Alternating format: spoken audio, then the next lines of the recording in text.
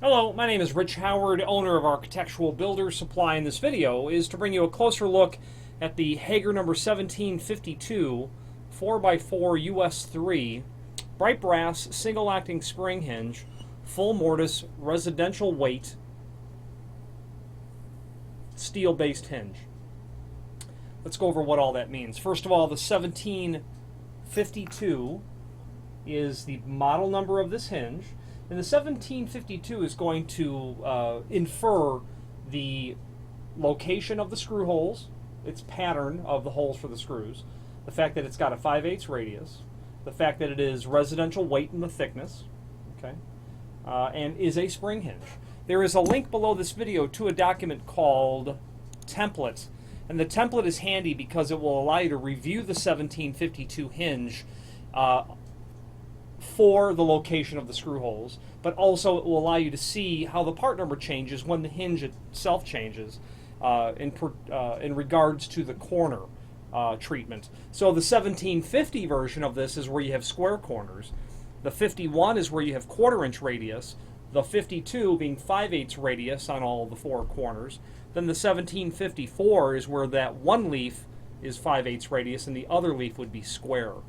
You can see where those holes line up. If you are unsure if this hinge will work on your existing door, measure it first. Check the location. Not all spring hinges are in the same locations at all, so absolutely be sure of that. You don't simply want to have to drill and dowel and re-drill new holes for a spring hinge. The hinge, the template there, is a 4x4 hinge. That is in the part number as well. And then the US3 is polished brass. Let's continue dissecting the part number. So the 1752 tells us the corner, the thickness, the screw hole type pattern. The 4x4 is a reference to the size of the hinge. The height is the first hinge in that dimension, so it's 4 inch tall by 4 inch wide. Okay. Doesn't matter, I suppose, if you call it 4 inch wide and 4 inch tall when it's a 4x4. But it certainly would matter if the hinge wasn't square. If it was rectangular, it would very much matter. If you asked for a 5 by 4.5 inch hinge, that hinge would be 5 tall and 4.5 wide versus the other way. So the height is the first dimension. The US3, that means two things. Well, it means one thing. It means it's polished brass. It would be more accurate to call this 632, which would tell us that it's a steel-based hinge with a polished brass finish on it. The extended description tells us that the hinge is full mortise. You can see from the swag on the hinge leaves there that when they're brought parallel, they're meant to be mortised flush to the edge of the door and to the frame. The gauge of the hinge is 97 thousandths, and that's where the term residential weight comes in. The leaf thickness is intended for a residential thickness sort of prep, very typical and common. When you measure the thickness of your hinge, it will be noticeably less than 1/8 of an inch. Would be about 97 thousandths. You can certainly mix and match this with other residential weight hinges.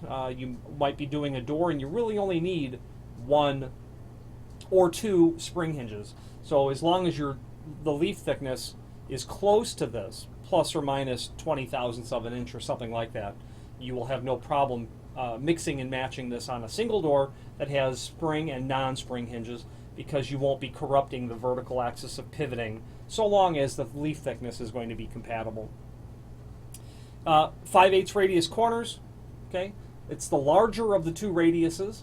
How that's accomplished is when your door manufacturer or whoever is making the door and frame, they'll come in with a router, a machine, or some sort of apparatus to mortise the door. And that means that they're using 1.25 inch wide bit to give you a 5/8 radius. That machine is intended with that large bit to come in and basically make 1 or just 2 passes, increasing the machine's efficiency to just, manufacture things on, let's say, an hourly basis. When the manufacturer doesn't go back and square the corners and simply leaves the 5/8 radius, again, efficiency, more volume, that would be where a 5/8 radius would come from. 8 holes per leaf. The dimensions were indicated earlier, or the locations of them. Screws are, of course, included. They're going to be a typical screw that's going to be in a matching finish. You'll get a wood screw with these. Okay. Now, being a spring hinge, that's a number 12 by 1.25 inch, by the way. Being a spring hinge, you are going to be looking at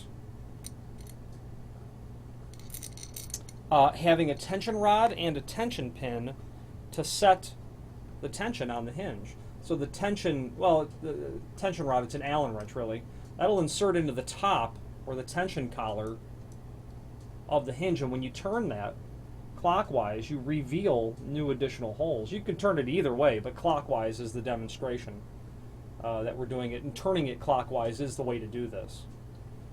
You'll see that the other end of the hinge does not have that prep, nor a hole down here for you to insert the included tension pin into. Okay. Now, the guidelines for using a spring hinge are as follows. If your door is up to 45 pounds, Hager says 1 spring hinge and 2 ball bearing hinges. They say butt hinges. It'd be good to be using ball bearing hinges. 70-pound doors, they want 2 spring hinges. Doors 90 pounds, very common, use all 3 spring hinges. Middle, the locations into which to install the hinge will be middle first, then bottom, lastly at the top. So if you're using 1, put it in the middle. If you're using 2, middle and bottom. If you're using all 3, obviously.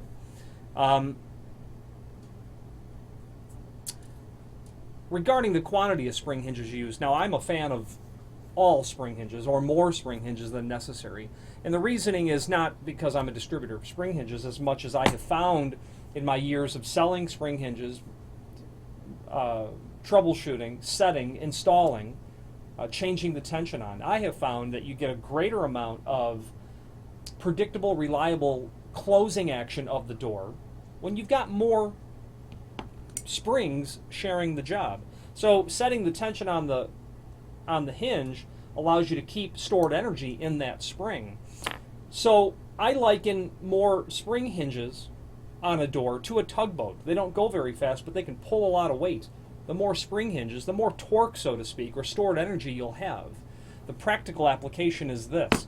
If you've ever installed a spring hinge, you might notice if you're underpowered to begin with, you've got to get that door open and have so much tension set that the door basically slams closed because you're relying on just its inertia to get it into the closed position. The door encounters a lot of, or the spring hinge encounters a lot of obstacles to it releasing the stored energy. The weight of the door, the air pressure, conditions of the door and frame. The frame itself may not be plumb, or the jambs might be towed in or out, which actually causes the door to kind of move in an upward arc. You might find that the latch doesn't work very well or very properly. You'll have environmental conditions like air pressure.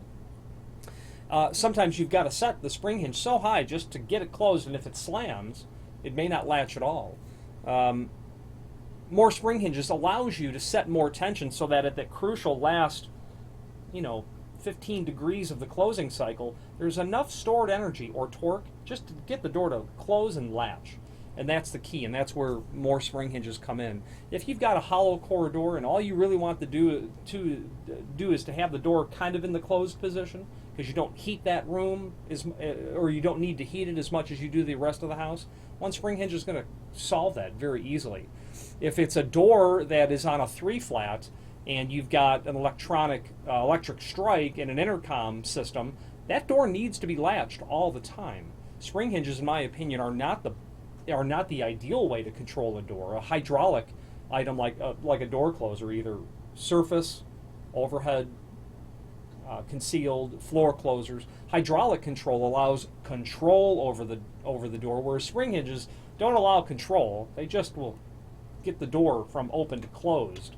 And there are instances when it must close all the time. Not only that front door of a 3-flat where you've got people living in the building, and you don't want anyone just walking through an unlatched door, but imagine now if you have a fire-rated door. Well, fire-rated doors have 2 requirements. They must be self-latching and they must be self-closing. And if either of those aren't met, then you don't have a fire-rated door. So you're going to want to keep that in mind as well. Generally, in a residential application where you'll have either a wood or a steel frame, like in a large condo building, you've got fire-rated wood doors, you'll see 2 or even 3 spring hinges on those doors. Two are very common. So that would be very appropriate, and that will typically do the job in terms of getting the door closed. The bottom line is you can always add another spring hinge, should you find that you don't have the ideal sort of input into the hinge organization that you would otherwise have on the door. You want to be able to achieve the best control, and more rather than less allows you to do so. So this hinge is available from Hager in lots of different finishes, all the common finishes: your brasses, your bronze, your chromes, satin polished, oil rubbed, things of that nature. There is a link below this video as well to a document called Installation Instructions, which will go over not only the guidelines of where the door weights fall in with the quantity of hinges, but then the setting of the tension. So this will install like a normal hinge. You're just going to install the hinge, hang the door. Then when the tension collar is pointed towards the top, you're going to insert the tension wrench and turn it clockwise. If the tension collar is pointed towards the bottom, turn it counterclockwise. It's the same sort of rotation. So tension collar is always going to be pointed towards the top. Then you just simply insert the tension pin into that hole as you generate, like I had mentioned earlier, as you reveal new additional holes. Just drop in that pin in there. The quantity of holes to be set maximum is not indicated on the sheet, on the installation instructions, at least not that I'm seeing. Oh, it is actually, forgive me. If you're going out to 180 degree, 3 holes of tension. If your door gets out to about 90, 4 is the maximum. So 3 to 180 is the max. 4 holes to 90 degree is the maximum. So anywhere within there. If you're hearing a creaking sound when you get the door open, that's a lot of torsion being set on that spring. So you want to be careful of that. And other than that, you basically will set your tension. Middle hinge first, bottom hinge, top hinge finally, and just test your operation. Increase the tension as necessary is just simply the bottom line. Finally, there is a link below this video to the manufacturer's page where you can pull up not only all of the Hager products that we sell, but a link to the manufacturer's website along with a link to the full line catalog. If you have any questions on the Hager number 1752 4x4 US3 polished brass spring hinge or any other Hager product, please feel free to reach out to us. Thank you.